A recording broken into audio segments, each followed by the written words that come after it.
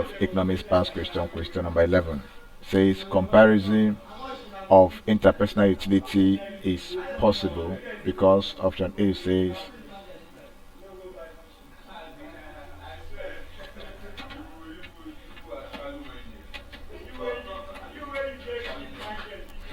option A says utility is measured in utens. Utility is measured in utens. Option B says marginal utility is not observable.